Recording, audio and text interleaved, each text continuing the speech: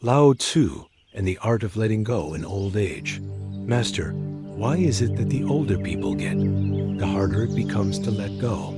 The young disciple's question made Lao Tzu pause from stroking his beard, his aged eyes gazing distantly at the stream flowing gently at the foot of the mountain. Look at that stream. Lao Tzu pointed toward the water. Does it ever try to hold onto a single drop? The disciple shook his head, still puzzled by the hidden meaning behind his master's question.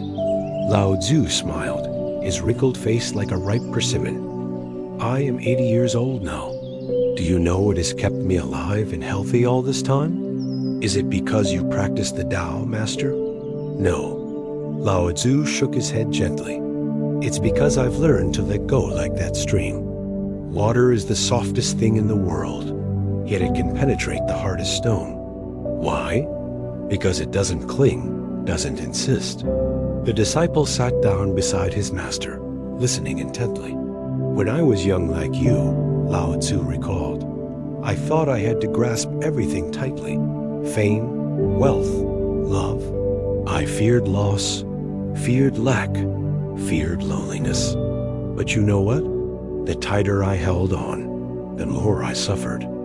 So what did you do, Master? When I was 40, my wife passed away. The pain was so unbearable, I wanted to die with her. I clung to memories, refusing to let go. Then one day, I saw a yellow leaf falling. It didn't cry when leaving the branch, didn't complain when hitting the ground. It simply fell. Lao Tzu paused, picking up a dry leaf beside him. This leaf taught me that letting go isn't about loss, but about completing a natural cycle. But Master, the disciple asked, elderly people often hoard things. They fear letting go because they think there's no time to regain what's lost. Exactly. Lao Tzu nodded. That's the trap of old age. The more we fear loss, the more we clutch. But think about it. How can someone with hands full of possessions receive anything new? Lao Tzu stood up, leading his disciple to an ancient pine tree. Look at this tree. It has lived for hundreds of years. Each winter, it releases old needles. Each spring, it welcomes new ones. If it insisted on keeping the old needles, how could new ones grow? I understand, but how does one practice this? Lao Tzu sat on a rock, gesturing for his disciple to join him. Let me tell you about the 3 levels of letting go in old age. The first level, letting go of material things. At 60, I gave away half my possessions. You know what? I felt as light as if I'd removed a heavy burden. Wealth doesn't bring security, only anxiety about losing it. The second level, letting go of ego. At 70, I resigned from my official position, no longer caring what others thought of me. Fame is like smoke. Here one moment, gone the next. I learned to laugh at both praise and criticism. The third level, letting go of the fear of death. This is the hardest. But when I realized I didn't exist before birth and will return to nothingness after death, I stopped being afraid. Death is simply going home. The disciple pondered in silence, then asked, so does letting go mean giving up everything? No, Lao Tzu laughed heartily. Letting go isn't about abandoning life. On the contrary, it's about living more fully. When we stop clinging to the past, we can enjoy the present. When we stop fearing the future, we can be at peace with what we have. Lao Tzu pointed to a child playing nearby. Look at that child. She's happy because she holds on to nothing. She cries, then laughs, gets angry, then forgets. That's true wisdom. But how can the elderly become like children again? Not become again, Lao Tzu corrected, but learn again. Old age brings experience, but also burdens. The art is keeping the wisdom while releasing the burdens. Lao Tzu continued, I know an old farmer, 85 years old. He still plants trees every day, though he knows he may not live to see them bear fruit. When I asked why, he said, I plant trees not for the fruit, but for the joy of planting. That's letting go. acting without attachment to results.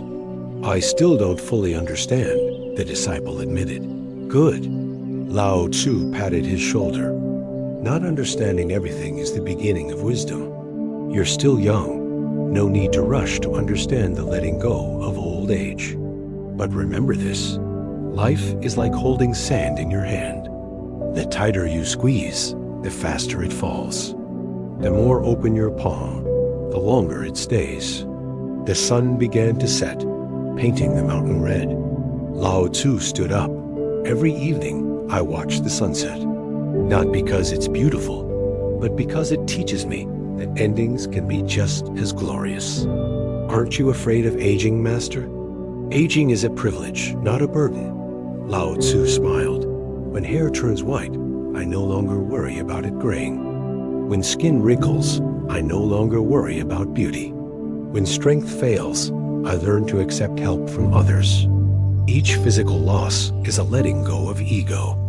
Master and disciple watched the sunset in silence.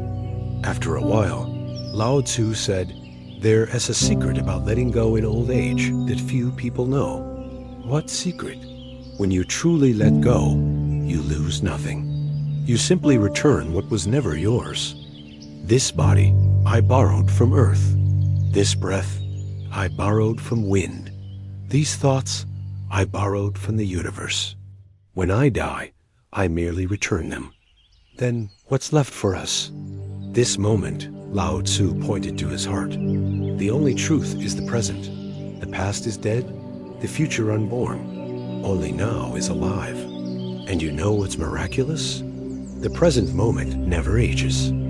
As master and disciple prepared to part, the student asked one final question. Master, if you had to summarize the art of letting go in old age in one sentence, what would you say? Lao Tzu looked directly into his disciple's eyes, speaking slowly. Live like water, always flowing, never stagnant.